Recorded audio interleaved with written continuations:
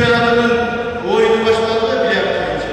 Мына бізде Қырғызстанымыздан 13 ойыншы қатысқан. Dünya жүзі бойынша бұндай тарихта болмады. Dünya жүзі бойынша 20-дай мемлекет қатысты.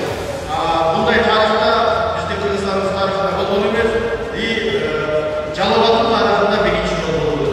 Ушул жерде мен белгилеп айтып кеткендей, біздің Қырғызстандық спортсмендерге да мен ийгилик каалаймын.